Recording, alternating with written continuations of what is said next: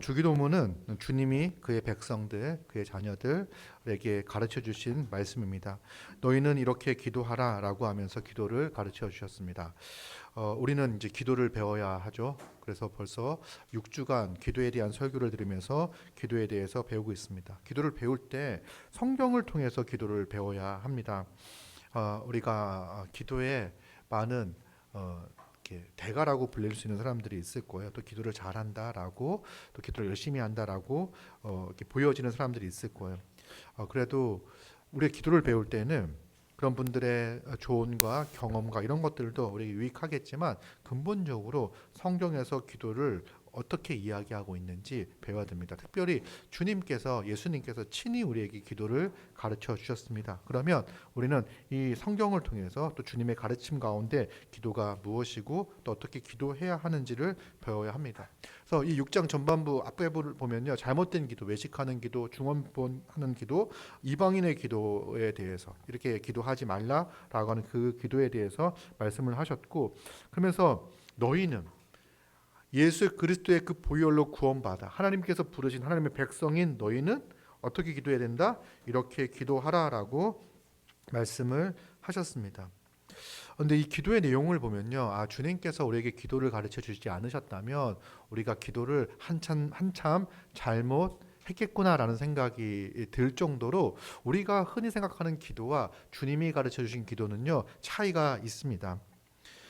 이 기도를 생각했을 때 우리는 먼저 하나님에 대한 우리의 인식부터 교정시켜 줍니다. 하나님에 대한 여러 가지, 그러니까 하나님은요, 우리가 이렇게 특정하여 하나의 용어로 정의할 수 있는 분이 아니십니다. 하나님 무한하신 분이시고요. 하나님은 우리의 인지 능력으로 하나님의 전체를 파악할 수 없는 그런 분이세요. 무한하고 영광스럽고 또 거룩하신, 우리와는 차원이 다른 이 거룩하신 분이십니다. 근데 기도할 때 하나님의 어떤 측면을 핵심적으로 바라보게 하냐면 하나님이 우리의 아버지가 되신다는 거예요. 하나님이 우리를 자녀 삼아 주시기 위하여 어떤 일을 행하셨는지를 기억하라는 거예요. 우리가 기도할 수 있는 것은요, 하나님이 우리의 아버지이시고 하나님이 우리의 기도를 응답해 주시는 것은 바로 하나님이 우리의 아버지이기 때문에 그렇습니다. 기도는요, 하나님께서 우리를 구원하신 그 복음에 대한, 이 복된 소식에 대한 필연적인 반응일 수 있습니다. 필연적인 반응이, 우리가 하나님을 예배하고 찬양하는 게 필연적이듯이 우리가 하나님의 특별한 은혜로 구원받은 자, 그래서 우리의 능력, 우리의 스스로의 힘으로는요, 도저히 하나님 앞에 나아갈 수 없을 뿐만 아니라 이 땅의 삶도 스스로의 힘으로는 제대로 살아갈 수 없는 무능력한 자라는 것을 깨닫게 되잖아요. 그럴 때 우리는 필연적으로 나를 사랑하시고 나와 함께 하시고 나를 인도하기를 원하시는, 나를 구원하셔서 나의 아버지가 되어주시고 나의 천지의 주제시며 왕이시고 통치하신 그 하나님께 우리의 삶 전체를 의지하고 의탁하는 게 필연적이에요. 그러나 이상하게도 기도가 자연스럽게 되지만은 않습니다. 그래서 주님은 우리에게 기도를 가르쳐 주셨습니다. 그리고 이 자연스럽지 않기 때문에 우리는 기도 훈련을 통해서 기도에 익숙해지는 거고, 기도를 배우는 거고, 또 훈련을 통해서 기도를 통한 유익과 기쁨과 즐거움들을 경험하면서 기도할 수 있는 자로 기도하는 자로 점점 변하는 것들을 또 경험하게 됩니다. 우리의 기도와 기도의 내용이 사뭇 다르다라고 하는 건요, 이 6가지 청원을 통해서 알 수가 있어요. 먼저 무엇을 구합니까? 하나님의 이름을 구합니다. 여러분, 우리의 본성은요, 우리의 이름을 높이고 싶은 것이 우리의 본성입니다. 사람들로부터 인정받는 것, 내 명예를 지키는 것. 우리는요, 우리의 명예를 훼손하는 것, 누군가 우리에 대해서 안 좋게 이야기하는 거에 대해서 기분 나쁜 이유가 뭐냐면, 그것이 우리 스스로 소중하게 생각하는 이 자아에 대하여 그 명예를 실추시켰다라고 생각하기 때문에 우리는 아주 기분 나빠합니다. 그러나 이상하게도 하나님의 이름, 하나님의 명예가 훼손되어지는 것에 대해서는 우리는 그렇게 관심이 없죠. 그리고 우리는 우리의 이름이 높아지는 것에 관심을 갖지만 하나님의 이름이 영화로워지고 높아지는 것에 대해서는 거의 관심을 갖지 않습니다. 근데 기도의 첫 번째 청원은 뭡니까? 하나님의 이름이 거룩히 여김을 받으시오며. 하나님, 내 힘으로 내가 하나님이 일하시기를 원해서 기도하는 거잖아요. 그렇죠? 하나님께 부탁하는 거예요. 하나님, 이것을 위해서 일하여 주시옵소서라고 기도하는 건데, 첫 번째가 하나님, 하나님의 이름을 위하여, 하나님의 영광을 위하여 하나님 오늘 하루도 일하여 주시옵소서라고 하는 기도예요. 이게 우리의 기도는 우리의 소망을 담고 있는 거죠. 우리의 기대를 담고 있는 거죠. 그래서 구원받은 신자의 첫 번째 소망이 뭐냐? 하나님의 영광 받으시는 것, 하나님의 이름이 거룩히 여김을 받는 것이죠. 이것이 바로 주님께서 우리의 이 정체성, 우리의 기대, 우리의 소망을 이 기도를 통해서 명확하고 분명하게 합니다. 여러분, 우리가 이제 이 기도를 배우고 주기도문의 기도를 했잖아요. 하나님의 이름이 영화롭게 되는 것. 이게 우리의 기대가 딱 되는 순간에 사실 우리가 무엇을 위해 살아가는지, 오늘 하루가 얼마나 내 삶 가운데 의미가 있고 가치가 있는지, 내 삶이 오늘 하루 얼마나 의미 있고 가치 있는지를 알게 돼요. 우리가 바른 목표와 바른 기대를 가질 때 내 삶이 바르게 해석이 되어지고 이해가 되어지는 거죠.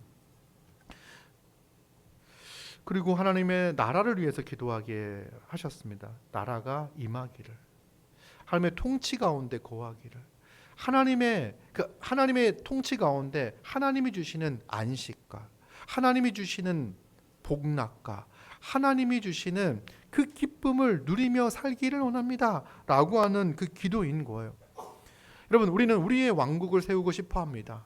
내가 내 마음대로 하는 그런 나라를 세우고 싶어 하는 게 우리의 욕구예요. 그러나 예수 그리스도를 통하여 변화된 우리는요, 이제 예수 그리스도가 우리의 주님이라고 고백을 하잖아요. 주님이 나를 죄와 사망의 권세에서 건져서 사랑의 아들의 나라로 옮기셨다는 그 믿음이 있잖아요. 그래서 우리의 소망은 뭐냐면 이제 하나님의 나라가, 하나님의 통치가 온전히 이루어지는 것, 이것이 우리의 소망인 거예요.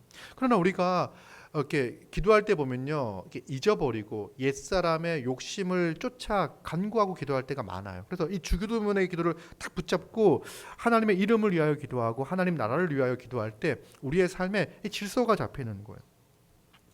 그리고 이제 하나님의 통치가 임한다면 필연적으로 하나님의 뜻이 온전히 이루어지기를 바라겠죠. 하나님, 우리의 기도는요, 우리가 옛사람일 때 내 뜻을 이루는 것, 내 마음대로 되는 게 기도의 제목이었어요. 그러나 이제는 하나님의 뜻이 내 삶 가운데 온전히 이루어지는 것, 이것이 우리의 기도의 제목이 된 거죠. 이것이 주님께서 우리에게 가르쳐 주신 기도의 세 가지 청원입니다. 여러분, 이렇게 기도할 때 여러분들 기도가 어떻게 달라졌습니까? 얼마나 풍성해집니까?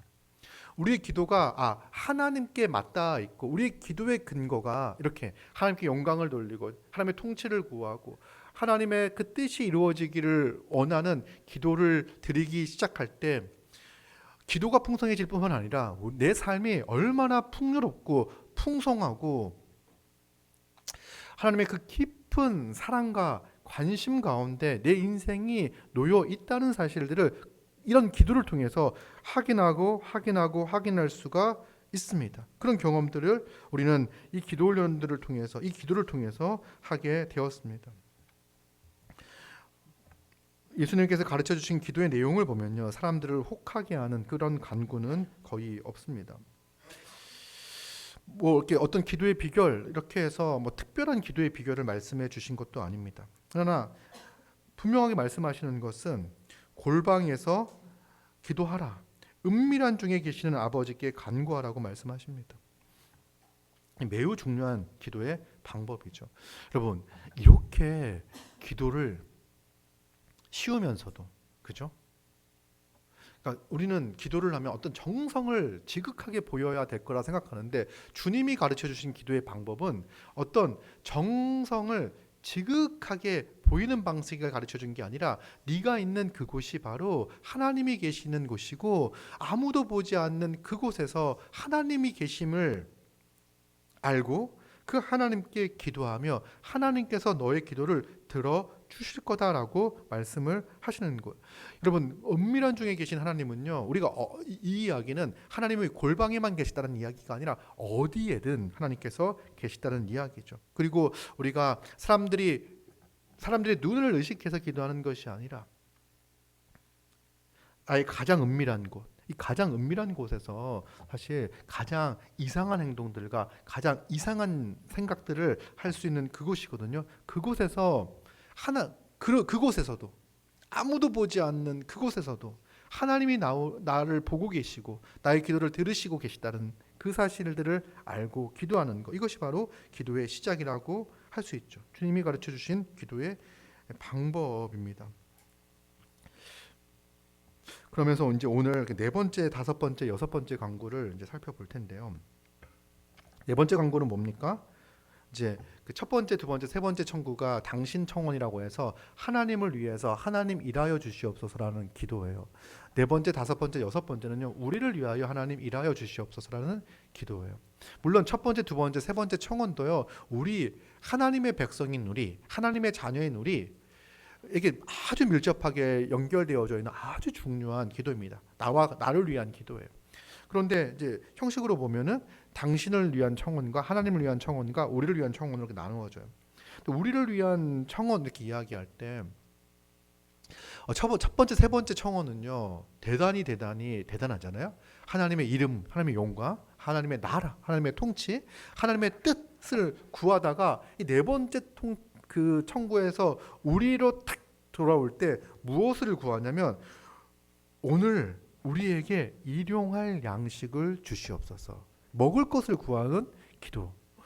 먹을 것을 구하라고 이야기합니다. 어떻게 보면 우리의 시선이 하늘로 향해 있다가 이제는 우리 밥그릇으로 시야가 좁혀지는 것을, 변화되는 것을 보게 됩니다. 양식을 달라고 간구하는 기도입니다. 먹을 것을 달라고 간구하는 기도죠. 여러분, 그런데요, 이 기도도요, 첫 번째, 두 번째, 세 번째만큼이나 우리에게 익숙하지 않은 기도입니다. 우리는 이 기도를 듣고서 내가 먹을 것을 간구하고 기도하며 하나님께서 내 먹을 것을 채워주시겠구나, 내 먹을 것을 위해서 하나님께 기도하자, 이렇게 생각하는 사람들이 거의 없을 거예요. 왜냐하면 우리는 우리가 일을 해서 먹고 산다고 생각을 합니다. 그렇죠? 여러분, 오늘 먹을 양식이 없어서 그렇게 괴로워하고 고민하고 염려하는 사람은 없을 거예요. 그죠? 태어났을 때 먹을 것을 누가 준비해 줍니까? 부모님이, 특별히 어머니가 먹을 것을 준비해 줘서 먹었고, 어느 나이가 될 때까지 먹을 것을 잘 먹고 살아왔습니다. 특별히 예전에만 해도 뭐 보릿고개다 뭐다 해서 먹는 문제에 대해서 실제로 이렇게 염려하고 걱정하던 그 시기와 시절이 있었는데, 불과 몇십 년 전까지만 해도 지금 우리 세대에서는요, 먹을 것을 가지고 특별히 일용할 양식을 가지고 하나님께 간구한다, 기도한다는 것은요, 대단히 생경한 거예요. 그래서 이 네 번째 간구가 그렇게 마음에 와 닿지는 않습니다.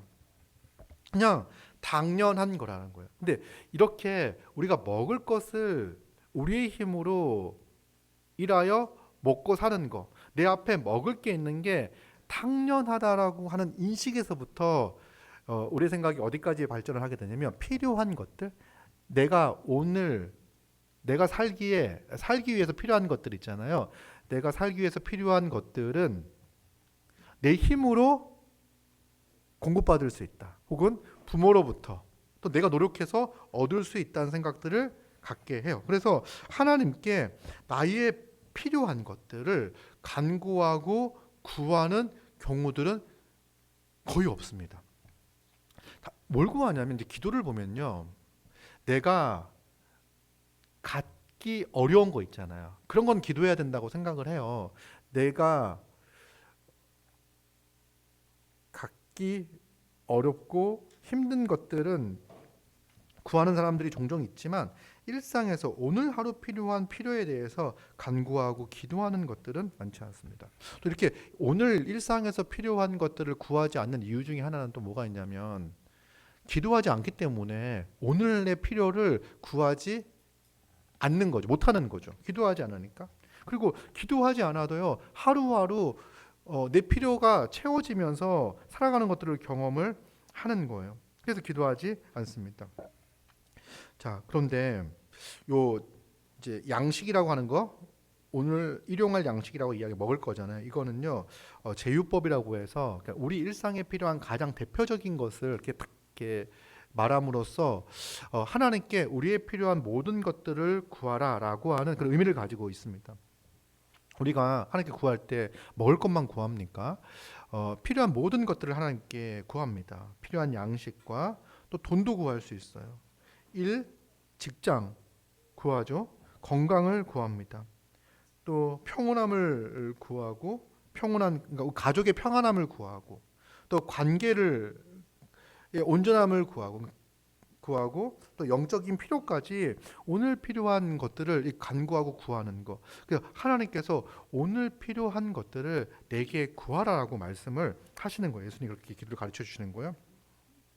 왜 우리는 하나님께 우리 양식을 구하는가, 필요를 구하는가?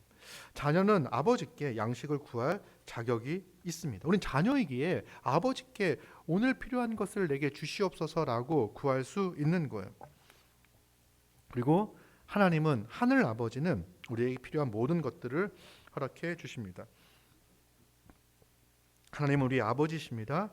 하나님은 자비롭고 후하며 우리의 기도에 응답하시는 분이십니다. 그렇기 때문에 우리는 오늘 필요한 양식을 하나님께 구할 수 있습니다. 양식을 구한다는 것은요, 일용할 양식을 구하라고 이야기를 해요. 그렇죠? 일용할 양식을 구하려면 매일매일 기도하라는 거예요. 오늘 필요한 양식을 구하는 거죠. 그래서 하루 살아갈 동안에 필요한 양식이에요.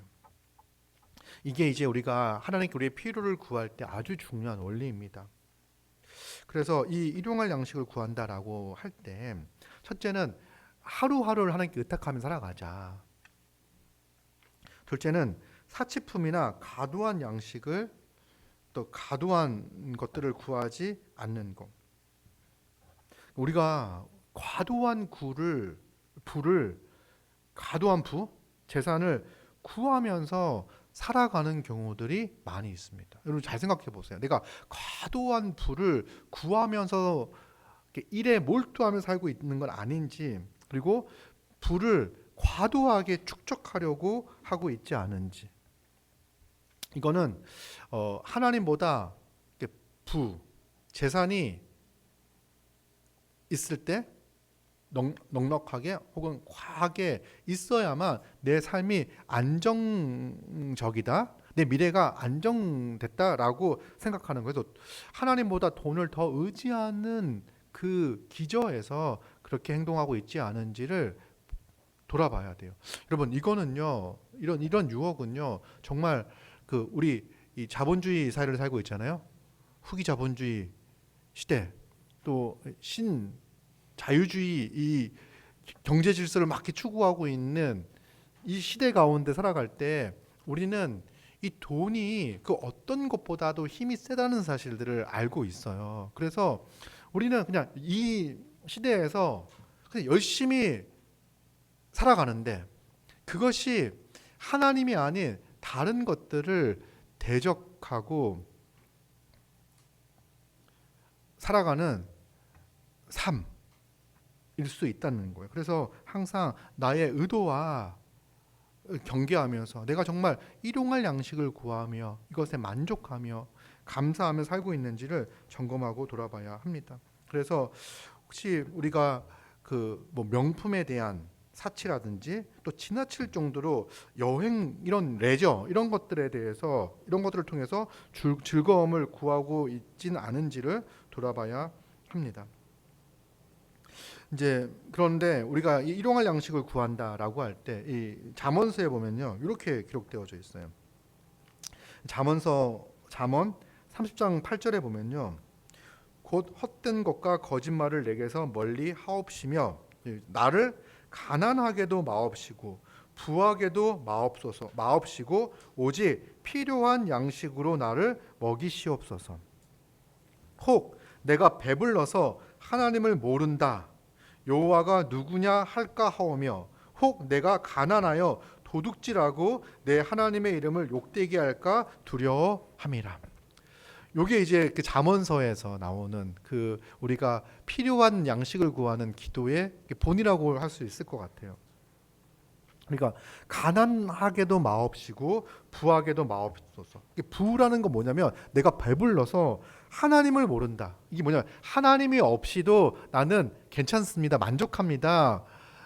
이렇게 살아가는 자가 될까봐 그렇지 않기를 간구하는 거고요. 근데 너무 가난해서 다른 사람의 것을 탐하거나 너무 인색하거나 뭐 그런 삶이 되어 하나님의 이름을 욕되게 할까봐 두렵습니다. 하나님, 그래서 나에게 필요한 양식을, 필요한 것들을 공급하여 주시옵소서라고 하는 게 바로 이 잠언서의 기도입니다. 이 일용할 양식을 구하는 것은요, 바로 만나와 관련이 되어져 있습니다. 만나시나. 우리는 그 먹고 사는 거를 하나님께서 우리에게 공급해 주신다는 생각을 잘 못해요. 그죠?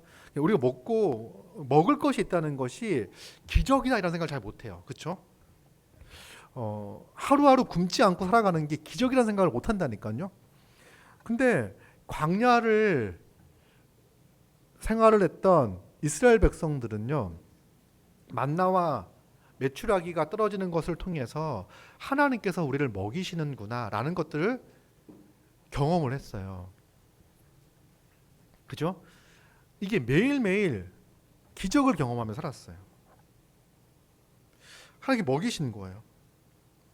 그런데 하나님께서 만나를 허락하신 이유에 대해서 뭐라고 설명을 하냐면 신명기 8장 2절 3절 내 하나님 여호와께서 이 40년 동안에 내게 광야길을 걷게 하신 것을 기억하라. 이는 너를 낮추시며 너를 시험하사 내 마음이 어떠한지 그 명령을 지키는지 지키지 않는지 알려 하심이라. 너를 낮추시며 너를 줄이게 하시며 또 너로 알지 못하며 내 조상들도 알지 못하던 너도 알지 못하며 내 조상들도 알지 못하던 만나를 내게 먹이신 것은, 이 광야 가운데 굶주리고 있을 때 하나님께서 만나를 허락해 주셨잖아요. 이렇게 하신 이유가 뭐냐면 사람이 떡으로만 사는 것이 아니요 여호와의 입에서 나오는 모든 말씀으로 사는 줄 내가 알게 하려 하심이다.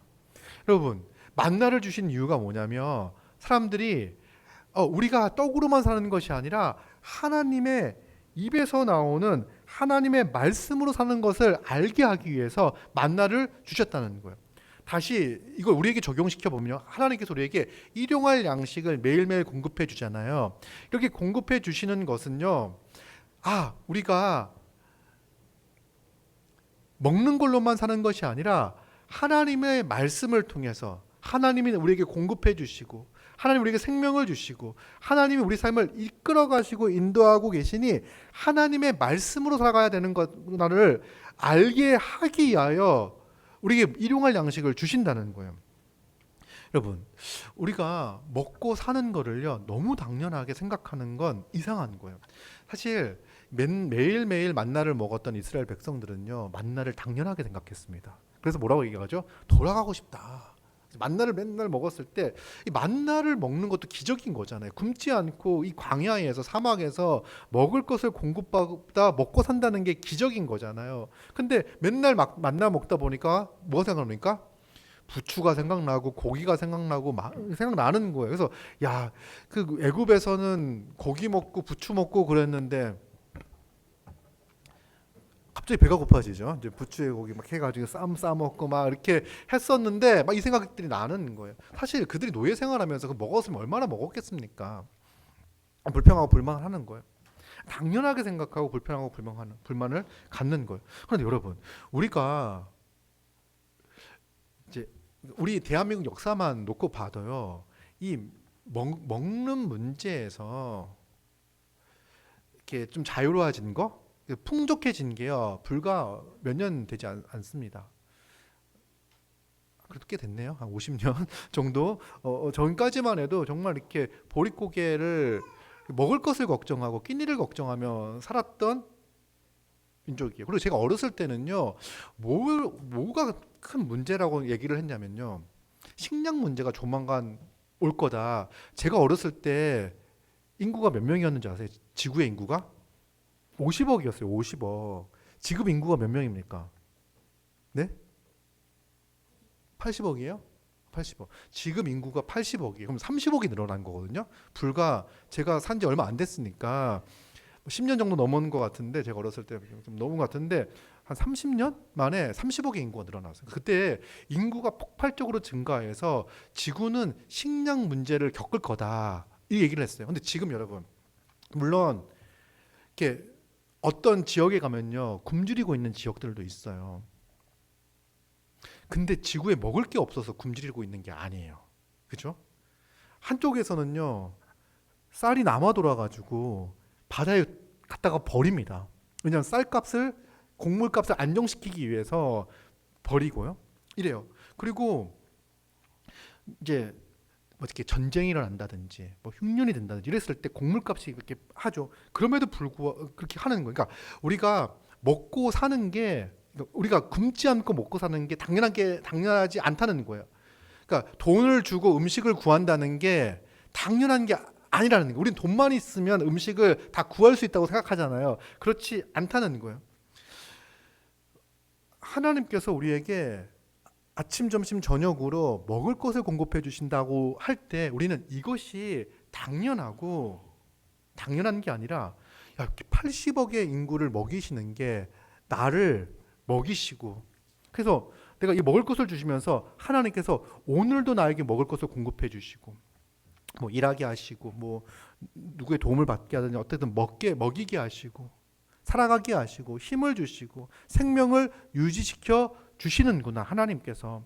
그래서 내가 먹는 것으로만 사는 게 아니라 하나님의 말씀을 먹고 하나님의 말씀을 통해서 살아가야 되는 존재구나라는 것을, 여러분, 새끼 밥 먹으면서, 뭐 새끼 먹습니까?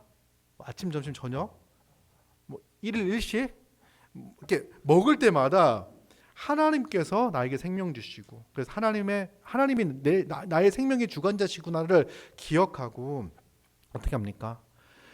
이제 하나님의 말씀에 힘입어 말씀을 의지하여 살아가야 되는 존재구나라는 것들을 우리는 이 기도를 통해서, 일용할 양식을 구하는 기도를 통해서 하나님께 구해야 되는 거예요. 이 일용할 양식을 구할 때 우리에게 일용할 양식을 달라고 기도합니다. 이 기도는요, 우리의 기도입니다. 그래서 나만의 양식뿐만 아니라 다른 지체의 양식을 위해서도 기도해야 하는 거예요. 일용할 양식을 위한 기도를 정말 하셔야 돼요. 일용할 양식이 먹는 것뿐만 아니라 우리에게 필요한 모든 거라고 이야기했잖아요. 그래서 우리의 관심은, 우리는요, 사실 먹는 문제가 해결되어지면 다른 필요와 다른 욕구들을 찾아다닙니다.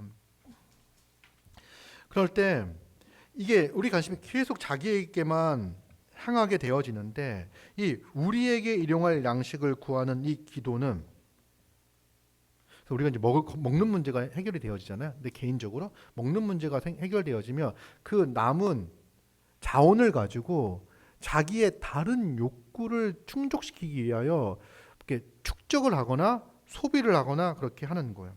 근데 우리의 일용할 양식을 위한 기도가 바르게 드려지지 않을 때 끊임없이 하나님께서 우리에게 주신 자원을 가지고 개인의 이기적 욕망을 충족시키는데 사용하며 살아갈 수 있어요. 그런데 우리의 일용할 양식을 위한 기도가 바르게 드려진다는 것은요, 이기주의, 우리 개인에 대한 욕망, 이기적 욕망의 죽음을 요구하는 기도입니다. 하나님, 내게 이렇게 오늘 하루도 내게 필요한 양식을 주시옵고, 또 우리에게 필요한 양식을 주시옵소서. 이웃의 빈곤과 고통에 관심을 가지며 기도하는 겁니다. 특별히 교회의 지체들에 대해서 우리가 책임을 지는 자세로 기도하는 거죠. 가진 것을 서로 나누어 일용할 양식을 공급하시는 하나님의 통로가 교회임을 기억하고 하는 거예요.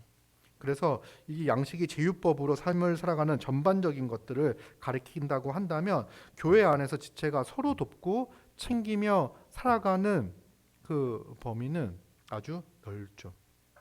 고민을 해야 돼요. 그러니까 다른 상대방의 정서적, 경제적, 사회적, 문화적 필요를 잘 채울 수 있도록 우리는 간구하며 기도하며 또 힘써야 되는 겁니다.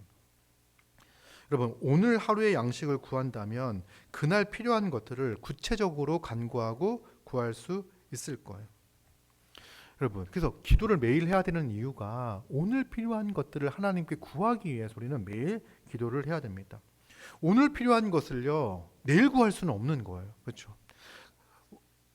계속 이야기하지만 우리가 받지 못한 것은 구하지 않았기 때문에 받지 못했다고 이야기하죠. 오늘 기도하여 받아 누릴 수 있는 것들, 또 받아 섬길 수 있는 것들이 많이 있는데 이런 것들을 오늘 기도하고 간구하여 받아 누려야 하는 거죠. 그리고 우리가 또 기도할 때 나의 필요를 위하여 기도할 뿐만 아니라 도움이 필요한 지체를 위하여 기도하고 또 그 기도의 결과, 응답의 결과를 기대하는 것이 얼마나 큰 기쁨이 되는지, 또 그 기도 응답을 들었을 때 그게 남의 이야기처럼 들리지 않죠. 그렇죠? 야, 하나님께서 우리의 기도에 응답하시는구나 라고 하는 그런 고백을 할 수가 있는 겁니다. 다섯 번째 간구는요, 우리가 우리에게 죄 지은 자를 사하여 주는 것 같이 우리 죄를 사하여 주시옵고 라는 간구입니다. 하나님께 회개하는 간구예요. 날마다 회개하고 죄를 고백하며 용서를 구하는 간구입니다. 우리는 날마다 죄와 싸우고 또 죄를 피해야 되며 죄와 싸움에서 이겨야 합니다. 그리고 죄를 범한다면 그 즉시 죄에서 돌이켜야 하는 거죠. 그 즉시 죄에서 돌이킨다. 범죄했을 때 하나님께 범죄하였음을 고백하고 용서를 구해야 합니다. 이게 회개의 기도를 말하는 거죠. 회개 기도를 어떻게 해야 될까? 여러분, 좀 이제 회개 기도를 할 때 뭉뚱그려 기도하는 경우들이 있습니다. 하나님, 나의 연약함에 대하여 용서하여 주시옵소서. 나의 죄와 사망의 권세에서 자유케 하여 주시옵소서. 오늘 하루도 거룩하게 살게 하여 주시옵소서. 혹은 오늘 내가 지은 모든 죄를 용서하여 주시옵소서. 이거는요, 이제 구체적이지 않은 추상적인 기도이잖아요. 우리 죄를 사하여 달라고 하는 기도는요, 그때 이 죄는, 우리의 죄라고 하는 이 죄는 복수형입니다. 그래서 구체적인 죄를 가리키는 거예요. 구체적인 죄. 그렇게 날마다 구체적으로 우리의 죄에 대해서 기도해야 하는 거죠. 죄의 심각성을 알고 구체적인 죄된 행위를 고백할 뿐만 아니라 또 그 죄의 결과와 더불어 그 근원들을 드러내고 고백해야 합니다. 이제 회개 기도한다는 거는요, 어떻게 보면 아주 즐겁지 못한 겁니다. 여러분, 그런데 우리는 누군가에게 우리의 잘못을 고백했을 때 용서받는 경험들을 많이 못 해본 것 같아요. 왜냐하면 먼저 우리 잘못을, 저만 해도 뭔가 잘못을 이야기했을 때 학교에서 앞에 나가서 맞았던 경험들이 참 많아가지고 이제 끝까지 뭐 아니라고 버텼던 애들은 살아남고, 이제 제가 어저께 뭐 이렇게 야자를 했습니다 했을 때 나오면 어제 야자 땡땡이 친 사람들 나와 그러잖아요. 가만히 있는 친구들은 안 맞고 자기 죄를 고백하며 정말 회개하는 마음으로 뚜벅뚜벅 걸어 나갔던 애들은 이제 이렇게 막 당구 때나 이렇게 사랑의 매라고 불려지는 무시무시한 그 매로 엉덩이를 마사지 받았던 그런 경험들이 있습니다. 그래서 이렇게 뭔가를 고백했을 때는 필연적으로 어떤 죄의 결과가 온다고 생각을 해요. 그래서 우리는 이렇게 또 본능적으로 우리 죄를 인정하는 것을 싫어하고 변명을 대거나 책임을 다른 이에게 넘기려고 하는 경향들이 참 많이 있습니다. 그런데 여러분, 우리는요 이미 용서받은 자잖아요. 그러니까 하나님께서 우리를 정말 붉은 죄, 아주 혐오스럽고 끔찍한 우리의 모든 하나님을 반역했던 이 모든 죄악을 예수 그리스도의 그 보혈로 용서해 주셨다는 그 용서의 경험을 가지고 있는 자잖아요. 그렇기 때문에 담대히 주님 앞에 나와 다시 예수 그리스도의 그 사죄의 은총에 깃대어 우리의 모든 죄악들과 잘못들을 회개하고 용서를 구할 수 있습니다. 그런데 이제 또 회개를 잘 안 하는 이유가 뭐냐면 또 그 죄를 지을 것 같아가지고 회개하지 않아요. 여러분, 그거는 기도하는 자세는 아니에요. 기도한다는 거는요 정말 내가, 그러니까 이게 지금 이제 기도를 이렇게 회개를 몰아가지고 하는 개념이 아니라 오늘 지은 죄들에 대해서 하나님께 고백하고 고하는 거예요. 내가 오늘 하루 어떻게 살아왔는지, 그리고 남들은 모르지만 내가 아는 죄악된 생각들과 행동들과 태도들이 있잖아요. 주님 앞에 입을 열어 말하기 시작하는 거예요. 구체적으로. 그리고 용서를 구하는 거예요. 어떻게 보면 내 행동이 바뀔 것을 기대하며 기도하는 것보다 먼저는 뭐냐면 하나님께서 나의 그런 행동에도 불구하고 용서해 주실 것을 믿고 기도하는 거. 이게 먼저예요. 여러분, 하나님께서 이 죄를 싫어하신다는 사실을 알고 하나님께 고백하는 거예요. 근데 우리가 범죄할 때 내 의지를 거슬려 꺾여 내 감정과 내 뭐 이런 것들이 휩쓸려 막 가는 경우들이 되게 많잖아요. 그리고 반복적인 그런 죄들 같은 경우에는 내 힘으로 극복할 수 없다는 생각이 들어가지고 어차피 회개해도 또 죄를 지을 텐데 뭐 이런 생각을 가지고 그거에 대해선 죄라고 인식하지 않거나 가볍게 여기거나 혹은 심각하더라도 거기서 돌이킬 수 없는 자기 자신을 보면서 어떤 게 중독 같은 경우가 그럴 수도 있어요. 거기서 잘 돌이키지 않으려고 하는 거예요. 그러나 일단은 회개하는 게 먼저입니다. 제3 용서함을 기대하고 소망하며 회개하는 게 먼저. 그러니까 회개 기도하는 게 먼저예요. 매일매일 그렇게 회개 기도하는 거예요. 그럴 때 하나님께서 일하시고 역사하기 시작을 하세요. 여러분, 우리가 만약에 완전히 돌이켰다면 회개 기도할, 이미 회개한 자인 거잖아요. 근데 우리는 기도를 통해서 용서함을 구하고 하나님의 은총을, 사죄의 은총을 구해야 됩니다.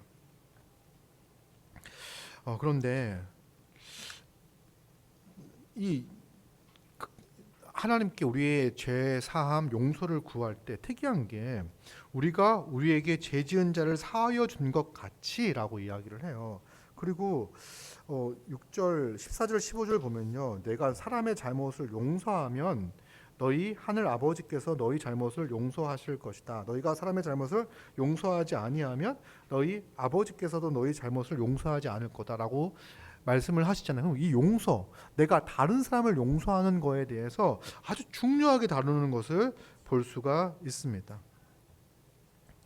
이게 뭐 가치를 동시적인 관계로 의미하는 경우들도 있어요. 하나님, 내가 다른 사람들을 용서하겠습니다. 용서하였습니다. 나를 용서하여 주시옵소서. 이 동시적이다. 그러니까 어떤 조건이 아니라 이렇게 얘기하는 경우도 있는데 뒤에 보면 이게 조건처럼 나오기 때문에 아예 조건이 아니라고 말하기도 어려워요. 근데 이게 조건으로 우리 이렇게 이해를 어떻게 해야 될까? 우리는 이미 용서받은 자잖아요. 이게 만달란트 비유를 보면은요, 하나님께 이미 용서받은 자로 만달란트 탕감받은 자예요. 그런데 뭐 100데나리온 우리에게 빚진 자를 봤을 때 우리가 그를 이미 이렇게 그를 용서해 줘야 되는 게 마땅하다는 거예요. 그러니까 우리 용서받은 자로서 다른 이들을 용서해 주는 것이 마땅한 거고, 그런 자로서 내가 이미 용서받은 자로서 다른 이를 용서하였습니다. 하나님의 용서를 용서가 무엇인지를 경험한 자이고 그 하나님이 나를 용서하신 것처럼 다른 사람을 용서하였습니다. 그러니 오늘 하루 지은 죄에 대해서 하나님 마땅히 용서하여 줄 것을 믿습니다. 혹은 나를 용서하여 주시옵소서라고 간구하는 거죠.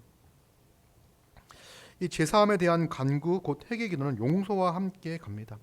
여러분, 우리 교회 안에서 우리를 가만히 볼 때 우리 모두는요 용서받은 자들이에요. 그러니까 여러분들이 하나님의 백성이 된 거, 교인이 된 거, 교회가 된 거는요 여러분이 남들보다 도덕적 우월감과 거룩함을 가지고 있기 때문에 하나님의 백성이 된 게 아니라 여러분들은 용서받았기 때문에 예수 그리스도의 그 보혈, 그 값진 희생을 통해서 우리가 용서받고 제사함 받았기 때문에 하나님의 거룩한 백성이 될 수 있었던 거예요.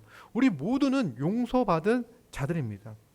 그리고 여러분, 우리가 교회에 속하고 교회 멤버가 되고 회원이 되고 하는 것들, 우리가 완벽한 자이기 때문에 교회에 온전한 자이기 때문에 교회에 속하는 게 아니에요. 우리는 여전히 연약함이 있는데, 여전히 용서가 필요한 자, 여전히 용납이 필요한 자로서 교회에 속하게 되는 겁니다. 우리는 누군가가 나의 실수와 잘못, 죄에 대해서 용서하지 않고 용납하지 않는다면요, 우리는 단 한순간도 교회 안에서 살아갈 수가 없을 거예요. 저도 마찬가지예요. 우리 많은 실수와 연약함과 죄된 모습들이 불쑥불쑥 제 안에서 또 우리들 안에서 나올 때가 있습니다. 그때 우리는 용서받은 자로서, 용납받은 자로서 상대방을 용서하고 용납하기에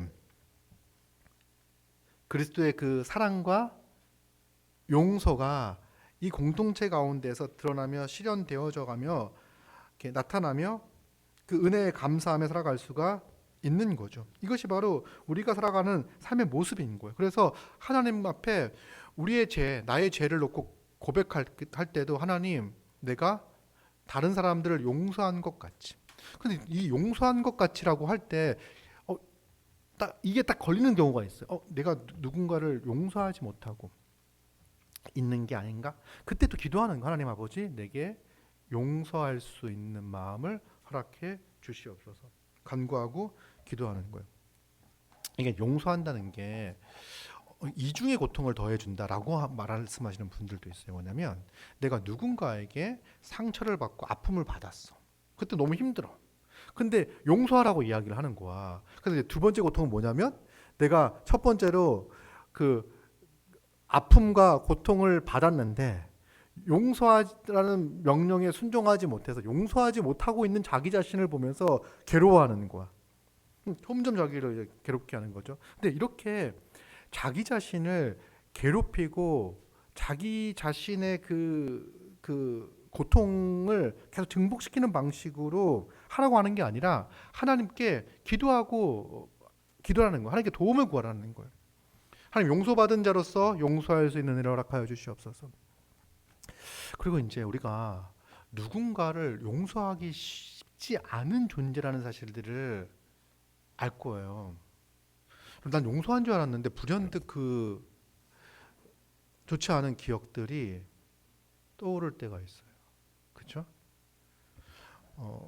그 용서를 구하고 어떤 거냐면 제 아내가 임신했을 때 그 수박이 먹고 싶다고, 겨울에 수박이 먹고 싶다고 했죠.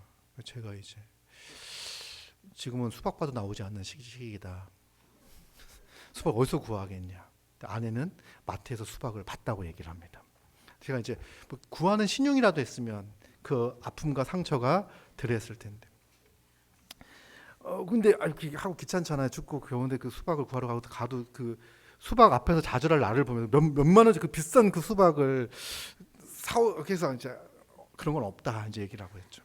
그러나 그런 것 잊지 못하는 그런 것들. 그러니까 이제 우리는 그런 것들을 보면서 제발 잊어주기를, 용서해주기를 이제 바라는 심정과 마음으로 이렇게 살아가는 거예요. 우리는요 그런 어떤 아픔들이 우리 깊은 심연 깊은 곳에 남을 수 있어요. 그러면서 어떤 생각을 가지냐면, 야, 내가 나조차도 그러니까 정말 엄청난 은혜를 받은 자잖아요. 큰 용서를 받은 자잖아요. 도저히 그러니까 내가 감당할 수 없는, 그러니까 만 달란트는 몇만 년을 일해야 갚을 수 있는 돈인데, 그 빚을 탕감받은 자예요. 우린 도저히 내 힘으로 용서받을 수 없는 용서를 예수 그리스도의 대속적 죽음으로 말미암아 죄사함을 받은 자예요. 그런 큰 은혜를 경험했음에도 불구하고 우리는 누가 한 말 한마디, 뭐 이렇게 특별히 뭐 가깝고 친하고 가족이고 그런 누군가의 가까운 누군가의 이의 말들이 더 깊은 상처와 아픔으로 남아져 있고 그것이 용서가 되지 않는 경우들이 많이 있어요. 그럼 그럴 때마다 무엇을 기억하냐면, 야, 용서가 이렇게 힘든 건데 하나님께서는 나를 용서해 주셨구나. 여러분, 용서는요, 내가 어떻게 보면 그 손해를 내가 감수하는 거예요. 감내하는 거예요. 그죠? 그 손해와 내가 받은 피해를 그냥 내가 감내하는 거예요. 하나님께서도요, 하나님이 당하신 그 피해와 손해를 우리 하나님을 반역했던 죄인이잖아요. 예수 그리스도를 통해서 하나님의 아들을 통해서 친히 담당해 주셨어요. 우리는 그럴 때마다 그 용서되지 않는 그 마음들이 불쑥 올라올 때마다 내가 용서가 필요한 자이며 이미 용서받은 자이며 무한한 용서 가운데 하나님께 용납받은 자라는 사실들을 다시금 기억하고 하나님의 은혜를 구했으면 좋겠습니다. 참 우리는 쉽지 않은 자예요. 그래서 매일매일 기도하고 매일매일 내가 우리에게 죄 지은 자를 용서해 준 것 같이 하나님, 나는 다른 이를 용서하는 정체성을 가진 자입니다. 나는 다른 사람을 용납할 수 있는 자입니다. 하나님의 그 무한한 은혜를 알기에 주여 오늘도 그 하나님의 무한한 은혜 가운데 거하기를 원합니다. 주여 나를 용서하여 주시옵소서. 이렇게 기도하는 거죠. 그리고 이제 우리가 이제 이 누군가가 나에게 진심 어린 사과를 한다면 용서할 수 있을 거예요. 근데 이제 문제는 사과하지 않는 죄에 대해서 어떻게 해야 되는가라고 하는 이제 고민들이 있습니다. 그런데 어떤 경우는 어떤 행동과 어떤 말, 어떤 눈빛, 태도 이런 것들이 나에게 상처가 되는 경우들이 있어요. 명확한 증거가 되고 그가 그런 행동들을 계속 반복해서 한다면 그런 태도와 말, 행동에 대해서 이렇게 죄를 지적하고 권면하고 회개하기를 이렇게 말할 텐데 그러기엔 좀 애매한 부분들이 있을 수도 있어요. 또 말하지 않았는데 괜찮아지는 경우들, 이제 어떤 경우들이 있냐면 말하지 않아도 괜찮아지는 경우가 어떤 경우냐면 이제 설교를 들으면서 말씀을 들으면서 이 말씀을 하나님께서 내게 주신 권면으로 듣고 회개하고 돌이키는 경우들이 종종 있습니다. 그래서 우리가 어떤 경우는요, 그가 말씀을 통해서 회개하고 회복하고 돌이키기를 원하는 마음으로 말하지 않는 경우들도 있을 수 있으니까 그렇게 심각하게 죄로 드러나지 않았던 것들에 대해서는요. 그래서 우리는 이걸 또 진지하게 생각해야 돼요. 우리는 이렇게 설교를 통해서 설교를 공식적인 권면으로 이해하고 하나님께서 우리에게 직접 하시는 말씀으로 듣고 그 말씀 가운데 찔리고 이렇게 부딪히고 괴로운 지점들이 있을 수 있어요. 우리는 우스갯소리로 이런 얘기합니다. 오늘 설교가 나를 겨냥한 표적 설교가 아닌가. 우리는 농담으로 표적 설교했다 뭐 이렇게 얘기하잖아요. 근데 그걸 표적 설교로 좀 이해했으면 좋겠어요. 정말 표적 설교. 정말 하나님께서 내게 하시는 말씀이구나. 진지하게 들어야 되겠다. 그래서 이렇게 들을 때 우리가 죄라고 인식하는 말씀 앞에 섰을 때 죄라고 인식하는 경우들이 있어요. 그리고 그렇게 설 때 이 말씀 앞에서 하나님이 우리를 거룩하게 하시는 그 은혜를 경험하게 됩니다. 그래서 말과 태도와 행동과 자세가 변화되어지는 경우가 많이 있습니다. 그리고 이제 우리가 이제 기도를 알잖아요. 그러니까 말씀을 듣고 이거 고쳐야 되겠다라는 생각이 드는데 곧 잊어버리는 경우들이 많이 있어요. 근데 이제 그 말씀을 딱 붙잡고 기도하는 거죠. 간구하고 기도하고 그 문제에 대해서, 그 죄의 문제, 자기가 직면한 그 죄의 문제에 대해서 기도를 통하여 회개하고 죄와 싸우는 그런 일들을 할 수 있게 되는 겁니다. 그럴 때 우리는 거룩한 삶의 모습으로 나아가게 되는 거죠. 그리고 우리가 이제 죄를 지적받을 때 우리의 태도가 어떠한가를 생각해 봐야 됩니다. 여러분, 누군가 우리의 잘못을 이렇게 딱 말해준다는 거는요, 많이 이렇게 듣는 거는 괴로운 일입니다. 그래서 누군가의 죄를 이렇게 지적하는 것들에 대해서, 잘못을 지적하는 거에 대해서 쉬운 것은 아니에요. 근데 누군가가 나의 잘못, 이런 연약한 부분들을 지적할 때, 여러분, 만약에 우리가 매일매일 회개하는 자라고 한다면, 그죠? 자기 인식이 어떨까요? 나는 하나님 앞에 연약한 자이며 여전히 옛사람의 죄성을 가지고 있는 자이고, 오늘도 회개가 필요하고 용서가 필요하고 은혜가, 죄사함의 은총이 필요한 자라는 인식을 가지고 있을 거잖아요.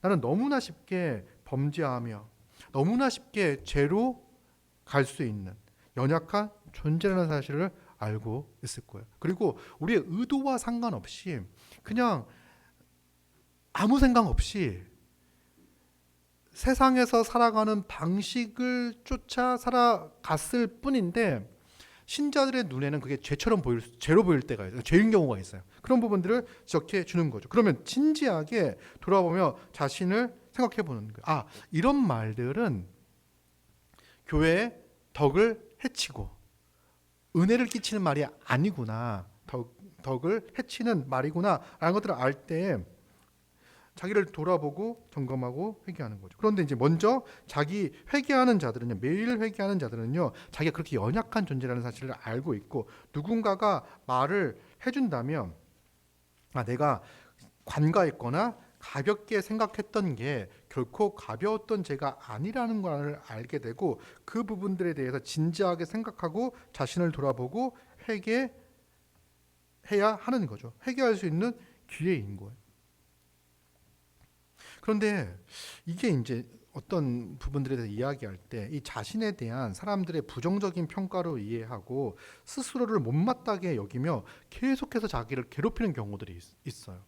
뭐 어떤 얘기를 했을 때 그러니까 이렇게 대단히 뭐 어떻게 얘기 들었을 때 뭐 심각하게 들었든지 심각하게 들지 않았든지 간에 그게 이제 사람들이 자기에 대한 부정적인 평가잖아요. 그게 그렇게 보였어? 근데 나를 그 사람이 그러면 그동안 그 말을 하기 전까지 나에 대해서 어떻게 생각했던 거야? 막 이렇게 생각이 되어지면서 아까 얘기했던 걸 딱 그렇구나, 그러면 돌이키면 되는데 계속해서 자기 스스로를 괴롭히는 거야. 그 생각, 그 말 때문에. 근데 그렇게 괴롭혀서는 안 되는 거죠. 여러분, 우리는 누군가가 우리의 잘못을, 혹은 우리가 죄를 더한다고 해서 우리의 수준이 달라지는 건 아니에요. 죄인 했다, 이게 이제 우리의 평가예요. 죄인이 연약한 자가 연약함을 보였다, 이게 우리의 평가인 거예요. 그런데 이걸 우리의 한없이 우리의 자존감과 가치와 존귀를 깎아내리는 게 아니에요. 우리는, 저도 그렇고 우리 모두가 이 죄성과 연약함에서 자유로운 자는 아무도 없습니다. 여러분, 제가 어떤 실수를 한다고 하더라도 여러분들 목사님이 어떻게? 이렇게 하는 게 아니라 죄인이 또 죄를 지었구나, 회개하십시오. 이게 우리가 상대방, 우리 안에 있는 사람들을 대하는 이제 자세예요. 자기를 볼 때도 이제 그런 거예요. 근데 이 죄를 가볍게 여기진 않죠. 매일매일 회개하고 돌이키고 구체적으로 회개하는 자세, 이런 자세와 태도는 가지고 있는 거예요. 그럼에도 불구하고 우리는 이미 그리스도 안에서 용서받았고, 하나님이 우리를 용납해 주셨고, 하나님은 우리를 주 안에 있는 자로서, 그리스도 안에 있는 자로서 그 어떤 존재보다도 존귀하고 가치 있게 보고 계신다는 사실, 그렇게 인정한다는 사실을요, 놓치면 안 돼요. 여러분, 우리의 연약함만 보이면요, 우리는 살 수가 없어요. 저도 하나님의 은혜를 구하니까 이 자리에 서서 설교하는 거지, 제가 저의 그 연약한 모습이 없기 때문에, 온전하기 때문에 여러분 앞에서 설교하는 게 아니에요. 제가 그 연약함과 부족한 모습에만 집중하고 있다면 저는 그 무게, 그 하나님의 그 엄중하고 의로우시고 거룩하신 그 하나님 앞에 서서 여러분들 앞에서 설교할 수 없는 자죠. 그럼에도 불구하고 어떤 은혜가 있냐면, 예수 그리스도께서 나에게 은혜를 주셨고 나를, 우리의 모두를 존귀한 자 삼아 주셨다라고 하는 그 믿음이 있기에 우리는 이곳에 나와서 예배할 수 있고, 또 거룩한 손으로 거룩한 입으로 서로 입맞춤 이렇게 교제하며 살아갈 수가 있는 거예요. 여러분, 우리는 죄인으로서의 자기인 정체성뿐만 아니라 그리스도 안에 있는 의인으로서의 정체성을 갖는 거예요. 우리 누군가를 볼 때 죄인했구나라고 하는 인식뿐만 아니라 그는 그리스도 안에서 온전한 자다. 그의 실수와 연약함과 부족함에도 불구하고 그리스도 안에서 그리스도만이 그를 온전케 하셨다라고 하는 그 인식을 가지고, 그 믿음을 가지고 서로를 대하는 것들이 필요합니다. 그러면서 한 가지는, 정말 내가 정말 예수 그리스도를 믿고 신뢰하며 살고 있는가? 나의 태도와 나의 행동과 나의 자세가 정말 내 삶의 그 열매가 그리스도를 진실로 믿고 있는 자인가에 대해서는요, 스스로 계속해서 점검하고 돌아봐야 하는 겁니다. 그러면서 여러분, 이게 죄를 가볍게 여기라고 하는 게 아니에요. 죄의 심각성을 알아야 됩니다. 우리가 구원받은 우리가 짓는 죄도요, 하나님에 대한 반역입니다. 하나님은 그 죄를 끔찍히도 싫어하십니다. 우리가 짓는 죄를요, 끔찍히도 싫어하십니다. 우리는 이미 그리스도의 그 보혈로 지금까지 지은 죄와 앞으로 지을 모든 죄가 용서받았기에 마음대로 살아도 된다라고 하는 생각을 가질 수 없습니다. 이미 용서받은 자로서 이제 죄 지어도 괜찮다? 난 은혜로 구원받았으니까 괜찮다라고 생각하는 거는요, 자기 자신의 몸을 불의의 무기로 내어주는 것과 같은 거예요. 이거는요, 십자가의 은혜로 구원받은 자의 자세가 아닌 거죠.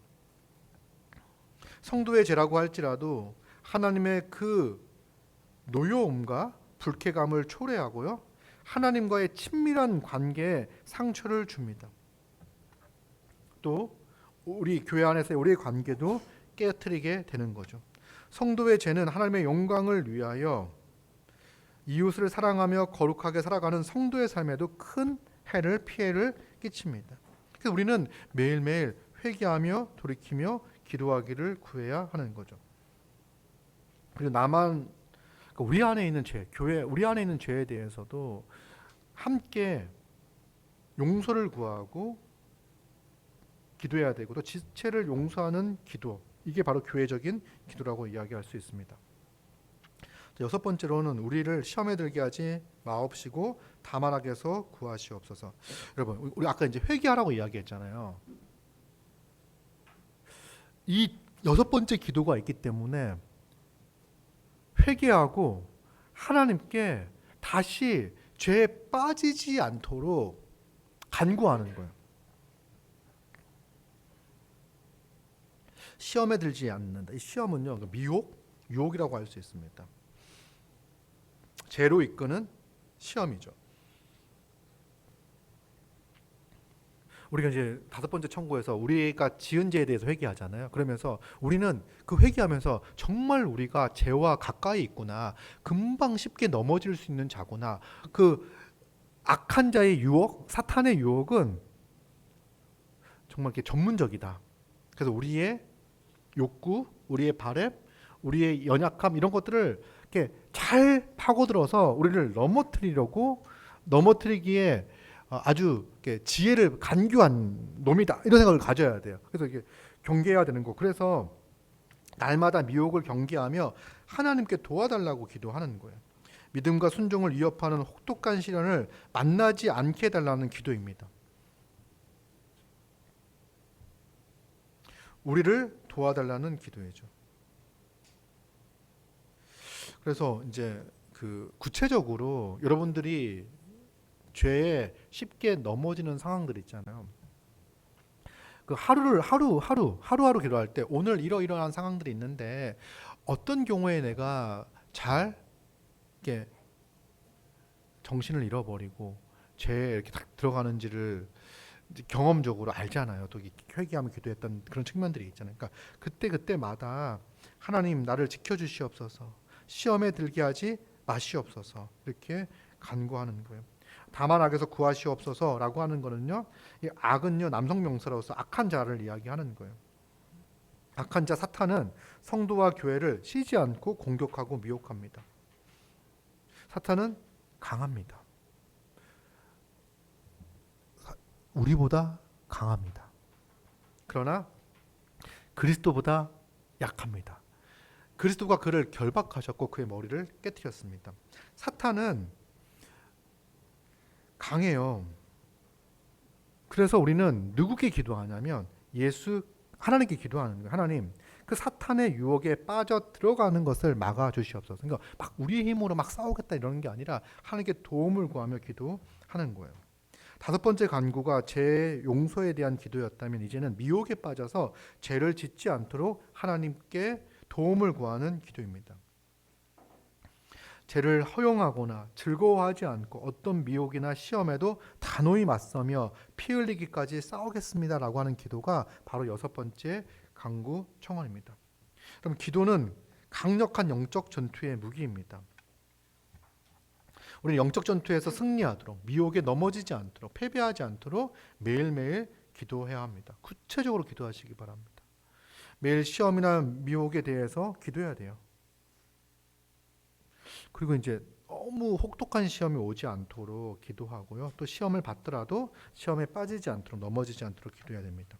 무엇보다 기도할 때 중요한 자세는요, 이미 승리했음을 믿고 담대함으로 기도하는 겁니다. 사탄이 아무리 크게 보이고 크게 활동하고 강력해 보인다고 하더라도, 그래서 그가 우리를 시험하고 미혹하고 공격한다고 하더라도 이 약한 자는 이미 그리스도의 십자가로 말미암아 결정적인 패배를 당하였습니다. 그래서 우리는 사탄이 패배했다는 사실을 확신하고 믿음을 가지고 담대하게 기도해야 됩니다. 우리가 기도 안 하는, 회개 기도와 돌이키지 않는 기도를 하지 않는 이유는 기도해도 계속 죄를 지을 거다, 이런 생각을 갖는 거예요. 이거는요, 하나님보다, 우리 주 예수 그리스도보다 사탄을 더 높게 평가하는 겁니다. 사탄이 우리를 속이는 것 중에 하나가 뭔지 아십니까? 기도해도 아무 일도 일어나지 않을 거야 라고 생각하도록 하는 거예요. 야, 너 기도해도 계속해서 죄에 넘어질 수밖에 없는 그런 연약한 자야 라고 우리를 속이는 겁니다. 속지 않기 위해서 어떻게 해야 됩니까? 말씀을 통해서 승리하신 예수 그리스도를 붙잡고 기도해야 하는 거예요. 매일 기도해야 됩니다. 왜? 매일 미혹이 있습니다. 매일매일 미혹이 있습니다. 주일날도 미혹이 있다니까요. 여러분, 저는 제 아내랑 주일날 아침에 제일 많이 싸웠었어요. 요즘은 많이 성숙해서 안 싸우는데, 주일날 아침, 주일날 여러분, 그런 일들이 벌어지는 거예요. 여러분, 주일도 그렇다면요, 월요일부터 토요일까지의 삶은요, 더 그 사단의 미혹과 유혹과 그 공격에 우리는 항상 노출되어져 있다고 생각을 하셔야 돼요. 그래서 하루 일과를 살피면서 어떤 미혹과 시험이 있을지 미리 생각하고 그것을 위해서 기도해야 하는 거예요. 그리고 이제 마지막 기도는 성령으로 끝나죠. 대개 나라와 권세와 영광이 아버지께 영원히 싸움나이다. 아멘. 이렇게 끝나는데, 이 성령은요, 찬양이잖아요. 그래서 기도한 후에 드리는 찬양이며 확신입니다. 그러니까 내가 누구에게 기도했는지를 다시 한번 확인하는 거예요. 그러니까 기도하고 나서 이 성령으로 하나님의 나라와 권세와 영광이 아버지께 있기를 원합니다. 하나님은 이런 분이십니다 라고 하는 찬양이에요. 이 성령의 내용이 바로 찬양의 이유인 거죠. 하나님의 나라와 권세와 영광이 아버지께 있기에 우리는 기도할 수가 있는 겁니다. 그래서 기도해 놓고 다시 한번 기도를 들으시는 하나님의 어떤 분이신지를 생각하는 것, 그것이 바로 찬양과 확신으로 이어지게 됩니다.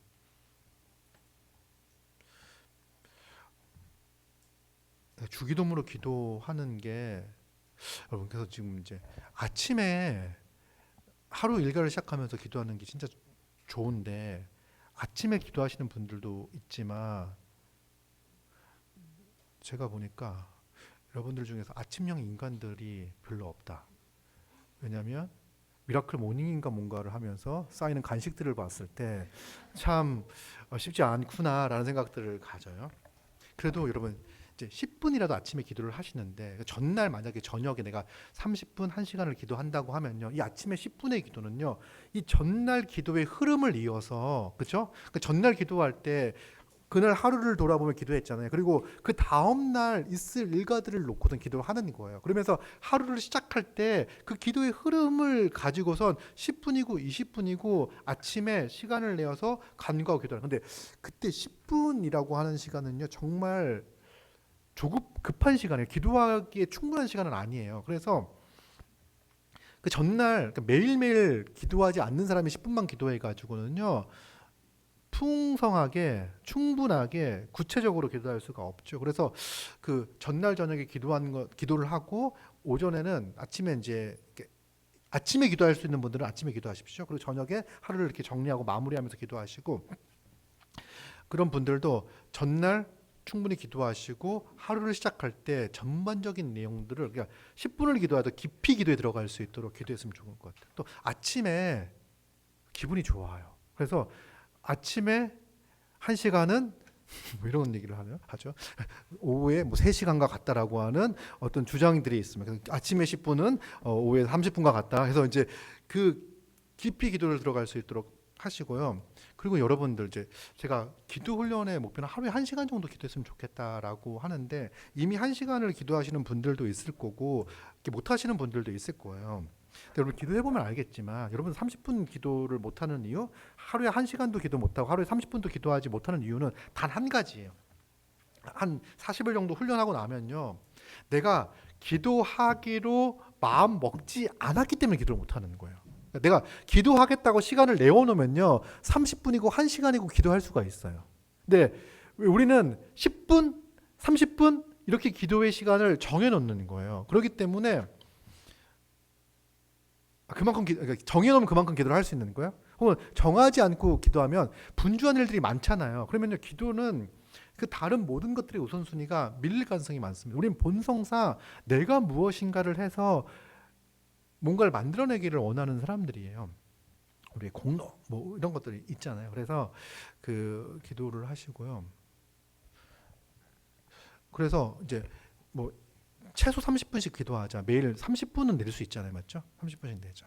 정말 바쁠 때는 여러분 그 정해진 시간에 기도 못할 때는 이렇게 쪼개야 되고 15분 15분을 쪼개서 매일 쉬지 않고 기도할 수 있는 습관들을 들이시고 일주일에 하루 이틀 정도는요. 내가 1시간을 딱 정해놓고 기도하면 좋을 것 같아요. 그러니까 보통은 저녁에 좀 여유 있을 때 30분 이상 이렇게 기도를 시작을 하시면요. 30분, 40분, 50분 넘어가는 경우들도 있겠지만 잘 안 되는 분들은요. 딱 1시간이라는 시간을 일주일에 한 번은 딱 정해놓고 기도해 보세요. 내가 여러분 정하면 한다니까요. 그죠? 시간을 내가 정하면 하는 거지 안 정하고 하기는 쉽지 않아요. 근데 어저께 우리 아침에 오늘 세아가 와가지고 제가 기도를 했다고 얘기를 하더라고요. 어제 기도를 했는데 시간을 정하지 않고 기도를 했대요. 기도하고 눈을 떴더니 1시간이 지나 있었다.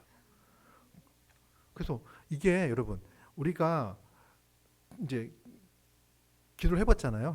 그러면요 기도할 것들이 너무나 많고 그동안 모호하고 추상적으로 기도했던 것들을 구체적으로 기도할 때 자, 정말 기도할 시간이 부족하구나 혹은 중언부언할 시간이 없구나 이런 생각들이 들고 여러분 그 30분 1시간 기도할 때 여러분 가장 어려운 게 뭡니까?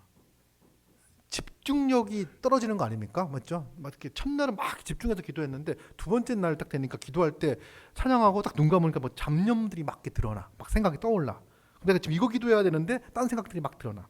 어떻게 해야 됩니까? 여러분, 여러분 인정합시다. 우리는 그 도둑 맞은 집중력. 우리는 집중력을 도둑 맞았다. 집중력이 없는 사람들이다.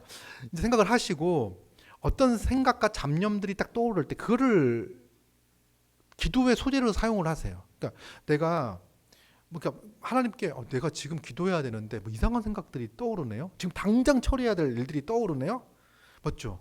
기도 안 했으면 생각하지 않을 일들, 하지 않았던 일들, 막 이런 일들이 막 생각이 나요. 그럼 그걸 붙잡고선 기도하세요. 그러니까 그게 내가 정말 중요하게 생각하는 일이어가지고 빨리 생각이 떠오를 수도 있어요. 그러면 그걸 놓고선 간구하고 기도하는 거예요.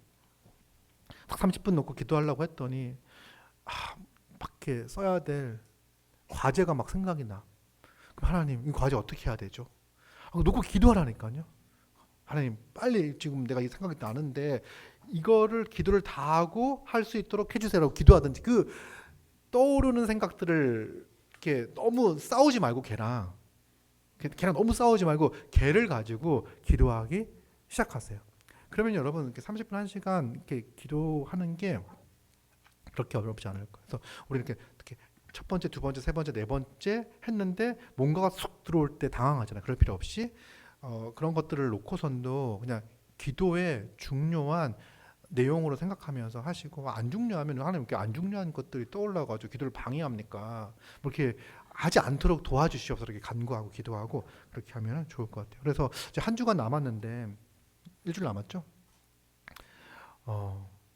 한번 힘을 내봅시다.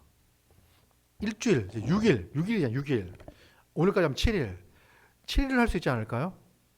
정말 이번에 내가 매일 30분 이상씩 기도하고 하루는 이틀은 1시간 기도를 하겠다고 딱 잡고, 그래서 30분 딱 잡아놨어도 기도가 30분을 얼마나 넘어가는지, 또 30분 딱 눈 떴는데 30분 안 넘어가는 경우도 있잖아요. 그러면 앉아있는 거예요. 30분 동안은 기도하기로 했으니까 앉아있는 거예요. 1시간 기도했을 때도요, 그 시간은 기도가 앉아있는 거예요. 그래서 기도할 때 말씀을 보고 또 찬양을 부르고 시편을 참고할 수도 있고 여러 가지 방법들이. 그리고 이제 2월 기도 있잖아요. 기도 제목, 성도들 기도 제목. 이것만 읽으면서 기도해도요, 읽지 않아 성도 한 명 한 명씩만 기도해도요 30분이 그냥 확 넘어갑니다. 그래서 내가 그러니까 일주일 동안 기도할 때 기도의 계획들을 잘 세워야 돼요. 그러니까 월요일 날은 뭘 위해서, 화요일은 뭘 위해서, 수요일은 뭘 위해서, 목요일 날은 이제 1시간 기도할 때니까 어떤 기도의 제목들을 가지고 기도해야 되겠다. 이런 식으로 기도의 계획들을 구체적으로 세우시기 바랍니다. 여러분, 제가 몇몇 분들에게 이제 기도 훈련에 대한